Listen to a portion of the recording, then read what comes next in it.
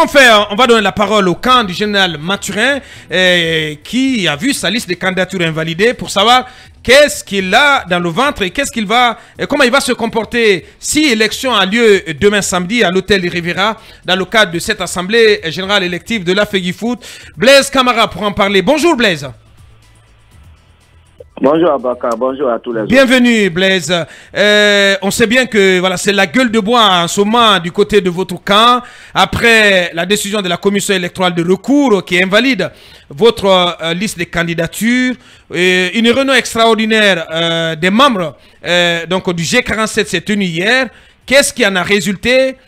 Vous avez dit que vous serez présent dans la salle du congrès demain. Quelle est la conduite à tenir qui a été décidée? Bon, les choses ont évolué à Boaka. Bien. Entre-temps, les choses ont évolué. Allez. D'abord, il faut d'abord rappeler que j'ai suivi en partie l'explication, je ne sais de qui parlait du respect de l'article 14 du code électoral. Et comme vous le savez, Abaka, excusez-moi. Oui, allez-y. Comme vous le savez, la liste... la validation provisoire des listes a été faite par la commission électorale. Oui. Et comme on le dit en droit, la loi ne dispose que pour l'avenir. Si la commission électorale de recours n'était plus dans les délais, il fallait alors pas statuer, puisque tu n'es plus dans les délais. Et donc, si tu n'es plus dans les délais, il y a déjà des listes qui ont été en amont validées. Ces listes-là rentrent en compétition. Mais tu n'es pas dans les délais et tu statues, tu sors une décision à 4 h du matin. Nous sommes quand même en Guinée. Le travail... Est-ce que vous voulez dire que la commission électorale de recours devait siéger en dehors des 10 jours au terme desquels l'élection devait se tenir? Bien sûr. C'est-à-dire qu'il ne devrait plus siéger parce qu'il n'était plus dans les délais. Ouais. Et si tu n'es plus dans les délais, les listes validées par la commission électorale restent en compétition. Et tu sièges, tu sors une décision hors délai et tu sais bien que la commission ne peut pas attaquer ta décision. Et donc, qu'est-ce qui se passe? Donc, il y a violation grave de l'article 14 du code électoral. Et à partir de là, la commission électorale perd toute qualité morale.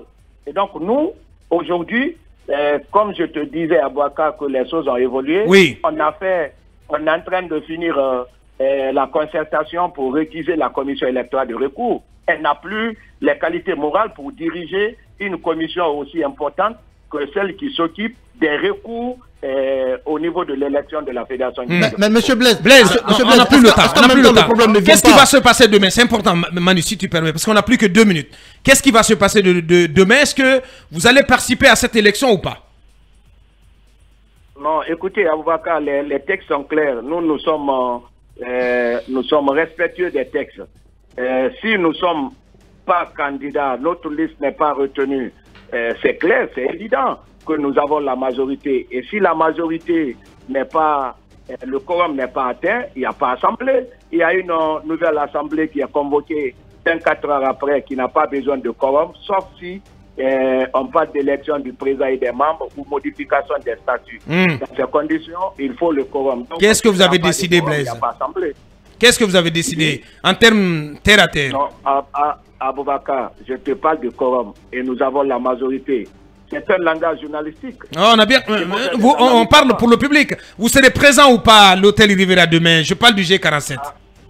G47 est majoritaire. Et donc, si tu rentres dans la salle, Aboubakar, et après tu quittes, on ne parle plus de quorum. Donc, après vérification de l'Assemblée, l'appel des délégués, même si c'est 99 personnes qui quittent la salle, l'Assemblée peut se tenir. Et donc, allez-y comprendre quelque chose. Allez.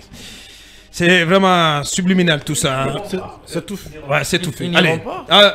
Voilà. On attendra. On attendra. Et un report de voix, parce que on ne sait même pas si vous allez être là pour voter ou pas. Parce que ça se murmurait que, comme quoi, un report de voix du G47 en faveur de AKB n'est pas à exclure. Aboubakar. Oui. Aboubakar. Oui. Quand la commission électorale même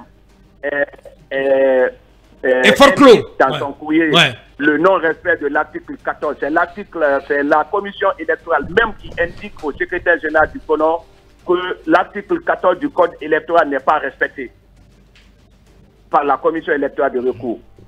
C'est indiqué dans un courrier officiel. Je peux vous l'envoyer, vous n'en avez pas. Allez, je pense qu'on n'est pas sorti de l'auberge. Il ne reste plus qu'à vous dire grand merci, Blaise. Merci pour votre disponibilité habituelle. Merci, c'est moi. Merci bien.